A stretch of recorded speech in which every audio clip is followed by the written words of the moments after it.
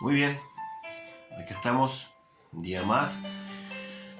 En este tiempo nos toca reflexionar acerca un poco del carácter cristiano, acerca de eh, las cosas que generalmente vivimos como personas, pero en particular como hijos de Dios. Y hablábamos de Salomón y de este inusual amigo que tuvo, que fue el rey Hiram de Tiro, y hablábamos de que este rey fue el que le proporcionó a Salomón maderas, albañiles, carpinteros, porque era un hombre avesado en la construcción de templos y de cosas así. La particularidad de este hombre llevó a que Salomón no fuera un hombre soberbio, sino que al contrario, Salomón en un momento dice que en Primera de Reyes capítulo 5, dice que él le dijo: tú sabes que mi padre David no pudo edificar casa al nombre de Jehová su Dios, por las guerras que le rodearon, hasta que Jehová puso sus enemigos bajo la planta de sus pies. Ahora Jehová me ha dado a mí paz por todas partes, pues ni hay adversarios ni mal que temer. Yo por tanto he determinado ahora edificar casa al nombre de Jehová mi Dios, según lo que Jehová habló a David mi padre, diciendo: tu hijo, a quien yo pondré en lugar tuyo en tu trono, él edificará casa a mi nombre. Entonces ahí le dice: manda pues ahora que me corten cedros del Líbano, y mis siervos estarán con los tuyos, y yo te daré por tus siervos el salario que tú dijeres, porque tú bien sabes que ninguno hay entre nosotros que sepa labrar la madera como los sidonios. Entonces cuando Hiram oyó estas palabras, fue que le dice: bendito sea hoy Jehová, que dio un hijo sabio a David para que este pueblo tan grande. Salomón, hablamos de Hiram, ahora vemos a Salomón que aprovecha esta situación, se da cuenta de con quién está tratando y de la gracia que Dios hizo alcanzar primeramente a David su padre, porque este mismo rey fue el que ayudó a su padre a construir su casa real.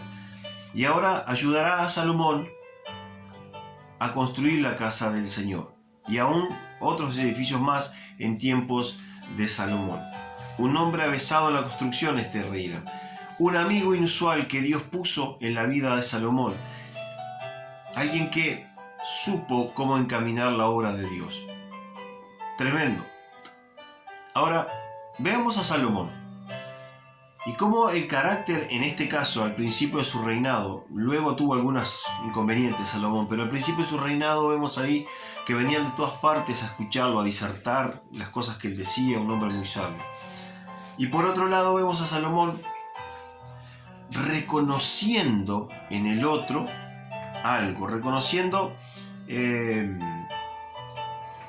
algo en Hiram que él evidentemente no tenía. Un hombre como para hacer un pacto, para llevar una amistad y que fuera fructífera. Alguien en el que se podía establecer esa comunión. Importantísimo esto de Salomón. Y esto nos habla del carácter. Esto nos habla de cómo debe ser un hombre, una mujer de Dios que entiende que puede en su vida encontrar gente y cómo bendecir a esa gente y a su vez cómo esa gente sea de bendición. ¿Sabes de qué nos habla esto? Del carácter, de la humillación y por otro lado del orgullo. Dos cosas que son como el agua y el aceite. Dos cosas bien distintas que el mundo hoy, en cierto sentido, no en todo, pero en cierto sentido, ha trocado su importancia y su validez. Hoy en el mundo, el orgullo que tiene que ver con la autoestima está bien visto. Está bien visto que una persona se sienta orgullosa de sus propios logros y de las cosas que alcanzó por sí misma. Por otro lado, no está muy bien visto que una persona se humille delante de otro, porque eso hace como que carezca del carácter necesario para alcanzar determinadas cosas. No está muy bien visto que alguien se humille delante de otro. Es como que tenemos los valores cambiados. Es decir, si yo tuviera que resumir esto, diría: el mundo hoy se siente orgulloso de lo humilde que es, por decirlo de alguna manera. Orgullosamente humilde sería esta definición. Algo que es totalmente ilógico, irrazonable por todo punto de vista. Pero así es como a veces vemos las cosas en este mundo que nos toca vivir a nosotros. Y para ver esto, tenemos que entender lo siguiente. Estos dos polos del carácter de la gente y del carácter nuestro particularmente, son base para dos grandes formas de vida, ¿sí? Por un lado, el orgullo es la base, el fundamento, la roca donde se basa todo tipo de pecados. El orgullo es la base del pecado en sí mismo, porque el primero que fue orgulloso, ya saben quién fue. El primero que se rebeló delante de Dios, diciendo, yo puedo ser como Dios, ya saben quién fue. ¿Y quién influenció al hombre y a la mujer en el jardín del Edén para decir, ustedes pueden ser igual a Dios? Ya saben quién es. El orgullo es la base, el fundamento para el pecado en sí mismo, para la rebelión delante de Dios. Es la base, de ahí se construye todo tipo de rebelión hacia Dios. Lo que te imagines funciona porque funciona el orgullo. Es decir, donde nosotros edificamos es lo que vamos a luego ver la casa formada. No así la humildad, no así la humildad.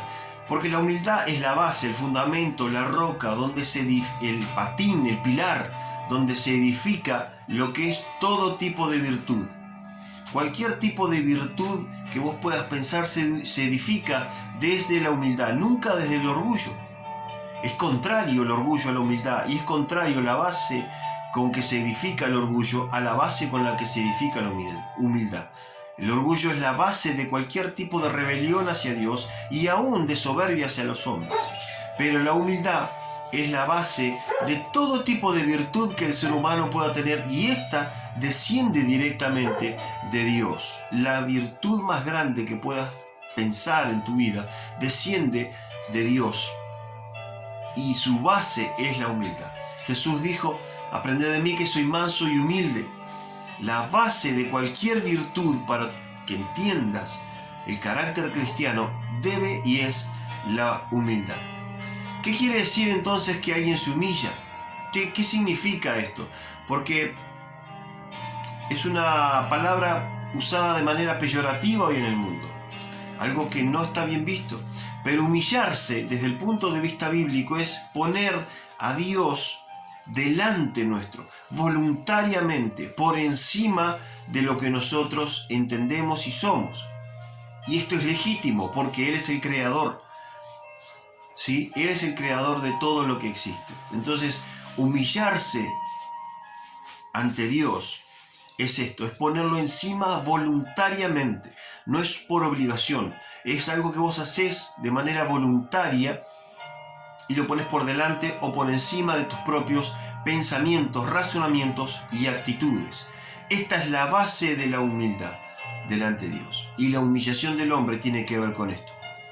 Y es exactamente lo contrario a lo que hizo, por ejemplo, Adán y Eva, que te decía recién, fomentados por, ya sabes quién, cuando quisieron ser iguales a Dios. Cuando dijeron, nosotros vamos a comer de este fruto porque podemos ser iguales a Dios. Equivocadamente, claro que sí, pero ellos pensaron esto. Por eso yo te digo que es la base, el fundamento de cualquier tipo de rebelión ante Dios, no así la humillación. ¿Qué dice la Biblia en cuanto a esto? Bueno, la Biblia tiene mucho, pero mucho que decir en cuanto a lo que tiene que ver al carácter y a la humillación, a la soberbia, a la altivez, también a la humildad. Habla mucho la palabra de Dios, pero yo quiero citarte dos pasajes y quizás un tercero. La Biblia dice en Santiago 4:6, pero la gracia que Él nos da es aún mayor. Por eso dice, Dios se opone a los soberbios y da gracia a los humildes. Y otro pasaje parecido está en 1 de Pedro capítulo 5, versículo 5, donde dice, también ustedes los jóvenes muestren respeto ante los ancianos y todos ustedes practiquen el mutuo respeto. Revístanse de humildad porque Dios resiste a los soberbios, pero se muestra favorable a los humildes. Así que el pastor Santiago por un lado nos dice, Dios se opone, resiste, Dios está en contra, en oposición a los soberbios y da gracia a los humildes. Y Pedro, el apóstol Pedro, nos dice que Dios resiste al soberbio, pero se muestra favorable a los que son humildes.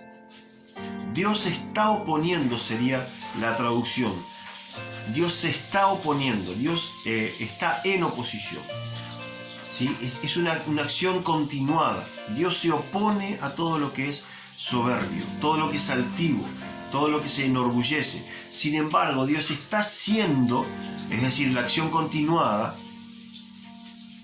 dando gracia a los humildes, como en el caso de Salomón, que fue a Hiram a pedirle esto. Aunque él le iba a pagar, el rey de Tiro no tenía por qué hacerlo. Sin embargo, él halló gracia delante de los ojos de este rey.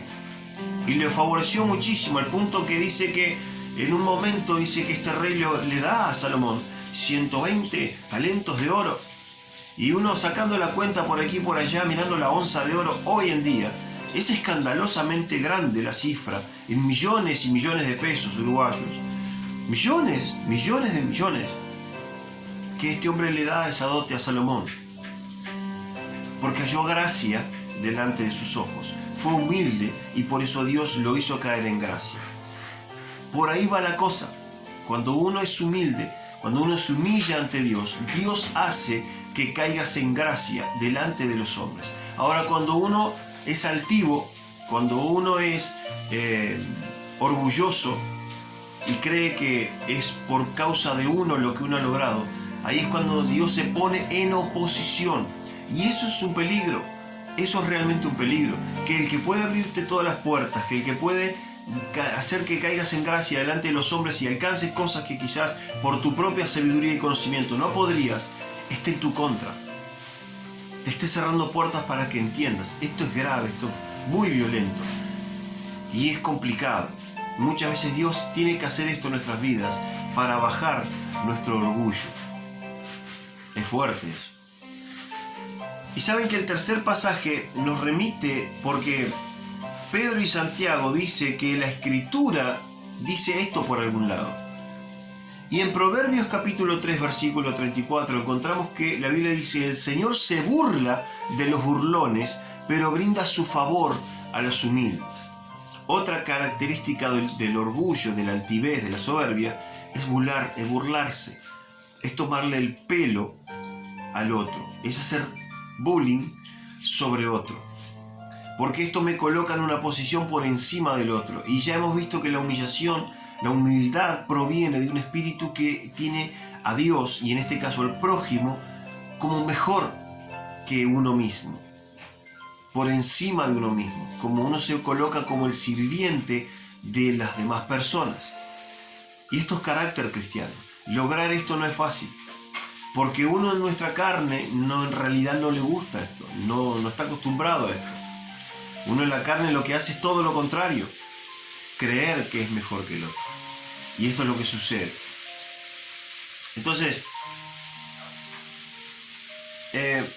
la humildad bíblica no solamente es necesaria para entrar al reino de los cielos, sino que también es necesaria para ser grande, como el Señor lo dijo en Mateo 20, 26, 27. El que quiera ser el mayor de ustedes tiene que ser el que sirve. El que es humilde de verdad servirá a los demás. Tendrá este corazón de siervo, de humildad, de querer servir, no de querer ser servido. Y esto choca con la mentalidad de hoy en día. Aquellos que dicen: yo soy así y no voy a cambiar. Yo soy de esta manera y los demás me tienen que entender. Yo digo las cosas como me sale. Yo te digo la verdad. Todas esas frases no provienen nunca de un corazón que es humilde y humillado delante de Dios. Porque ese tipo de frases provienen de ya sabes quién, del otro lado, del que se enorgullece, de que es altivo. Nada que ver con la actitud de Salomón, por ejemplo. Nada que ver con la actitud del apóstol Pablo. Nada que ver con la actitud del apóstol Pedro. Nada que ver con la actitud del mismo Señor.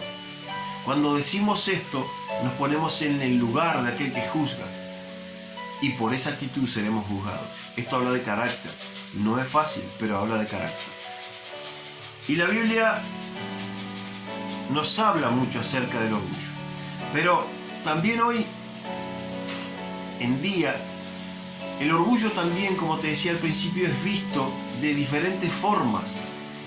Y hoy que está tan de moda la psicología y los psicólogos, ellos mismos tratan del punto de vista del orgullo desde dos puntos por lo menos de vista: el negativo y el positivo.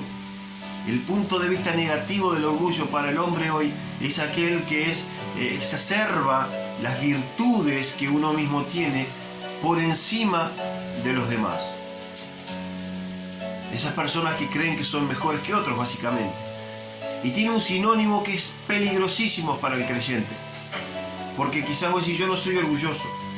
Porque uno asocia al orgulloso con el que tiene dinero muchas veces. Y cuando uno habla de ser humilde, si es una persona humilde, se refiere a alguien que es económicamente pobre o por ahí menos agraciado que otros. Y uno asocia, tiene este tipo de asociaciones y no tienen nada que ver una cosa con otra. Hay personas que son económicamente pobres, pero orgullosamente ricos, por decirlo de alguna manera. Sus almas, sus espíritus son orgullosos, son vanagloriosos, son altivos. Y sin embargo económicamente son pobres. Y quizás hay personas que tienen mayor poder adquisitivo y son personas mucho más humildes que ellos. Quiero decir con esto que no tiene nada que ver la relación bíblica del orgullo y de la soberbia, de la altivez, con la humildad, con lo económico, ¿sí? Entonces, lo negativo del orgullo es esto: la parte de la altivez, la parte de creer que uno es mejor que otro.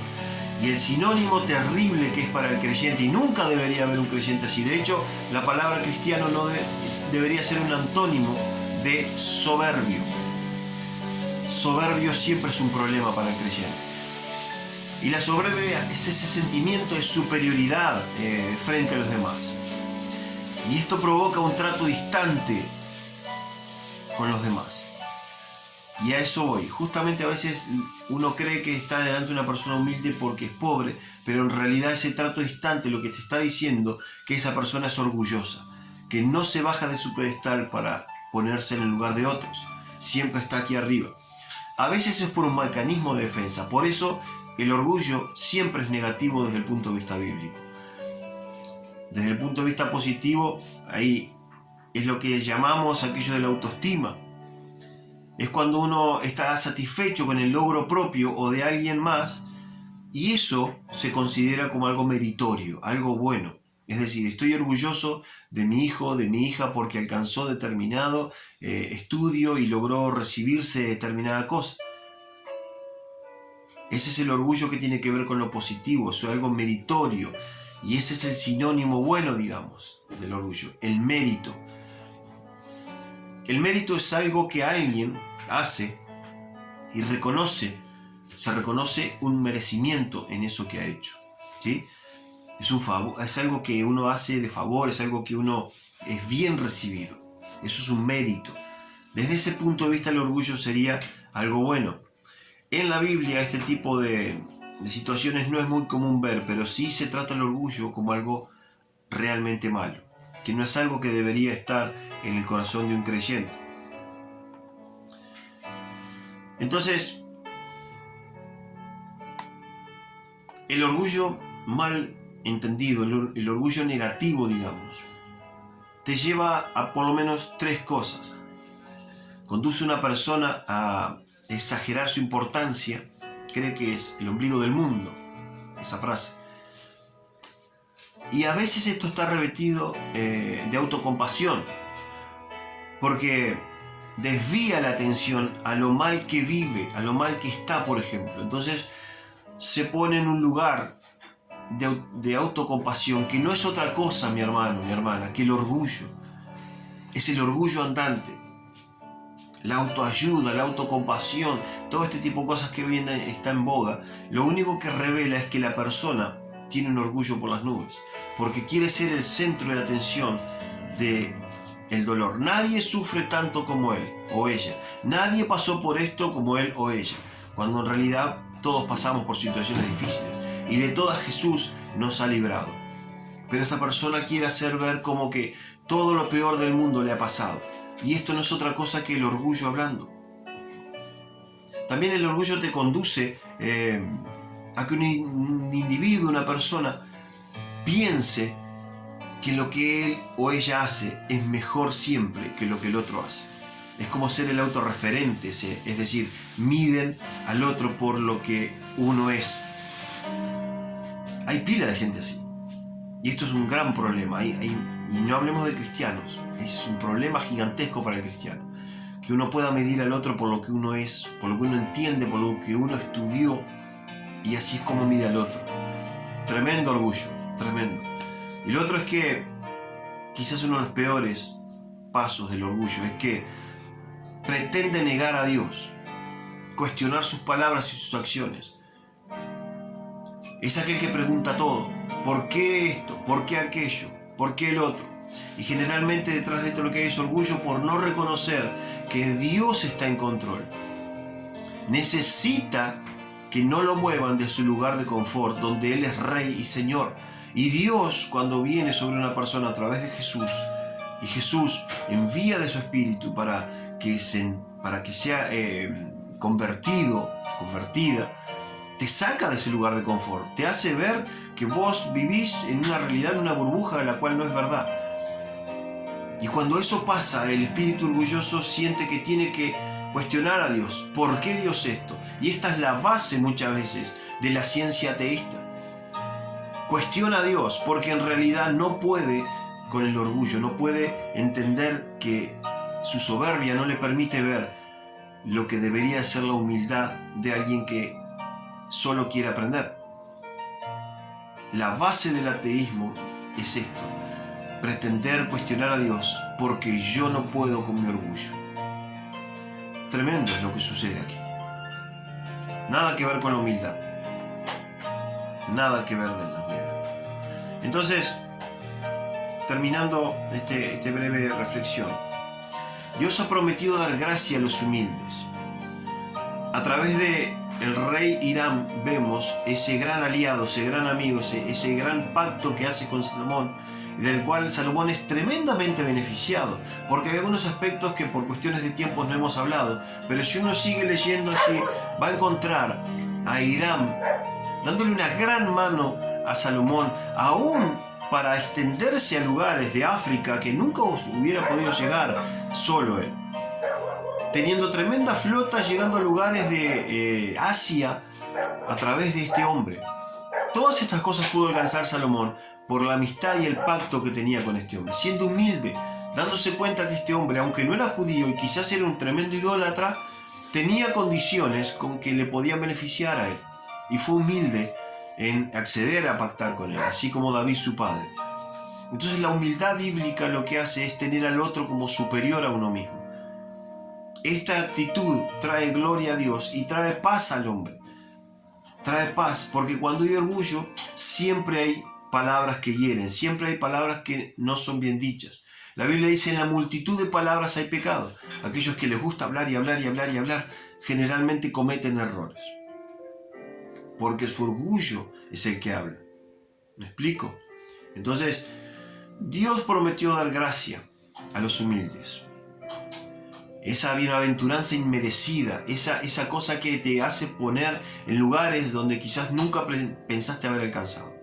Esa es la gracia de Dios, pero es sobre los humildes, sobre aquellos que se humillan y ponen a Dios por delante, por encima, y aún a sus hermanos y a sus prójimos por encima o por delante. Siempre en humildad, tratando de aprender, siempre tratando de entender por qué hizo eso, para poder comprender lo que uno mismo haría y ponerse en ese lugar empático hacia el otro y entender que Dios está en control de todas las cosas, que no somos nosotros lo que logramos con nuestro esfuerzo tan solo determinadas situaciones, sino que es la gracia que Dios pone en nosotros al humillarnos delante de Él, al arrodillarnos delante de Él, para no tener que arrodillarnos luego delante de los hombres, sino alcanzar gracia delante de los hombres. Por lo tanto, si estamos en esta condición que nos hemos dado cuenta que quizás el orgullo por ahí se ha metido, por ahí nos ha costado perdonar, por ahí nos ha costado decir, yo con esto no puedo, yo soy así. Bueno, tenemos que confesar esto. El primer paso es confesarlo. Sí, a mí me pasa. Luego reconocerlo y luego abandonar esta actitud para dar paso a la humildad. A la humildad de Dios, la humildad bien entendida, no la humildad que entiende el hombre, como te decía hoy. A la humillación delante de Dios, aunque el mundo le parezca que está mal, pero humillarse delante de Dios para ser exaltado delante aún de aquellos que son nuestros enemigos o quieren el mal para nosotros. ¿Se acuerdan de Mardoqueo, por ejemplo? ¿Se acuerdan de la reina Esther, Mardoqueo? Aquel que quería terminar con todos los judíos, y cómo Dios dio vuelta a aquella situación por la humildad, por la humillación de aquel hombre, y cómo terminó aquella situación. Esto lo ven en el libro de Esther, lo pueden leer allí. Toda esa historia es preciosa para leerla, y van a ver cómo la humildad de alguien, la humillación de alguien delante de Dios revirtió toda una situación. Si nos humillamos delante de Dios, Él nos exaltará a su debido tiempo. Y aún más, nos exaltará con Jesús algún día cuando Él resucite nuestros cuerpos, si es que alcanzamos y no viene Jesús antes. Que ojalá sea así. Entonces, les dejo esta reflexión pequeña de unos cuantos minutos que habla acerca del carácter cristiano, acerca del carácter del Hijo de Dios. Siempre en humildad, no en soberbia. Siempre en humillación delante de Dios, no en altivez. ¿Sí? Así que, bueno, hasta aquí esta reflexión. Espero les bendiga, espero les sirva, espero lo pongan en práctica, que es lo más importante, poner en práctica aquellas cosas que aprendemos y no dejar que el orgullo nos gane. Amén. Bueno, hasta ahí llegamos, nos veremos pronto.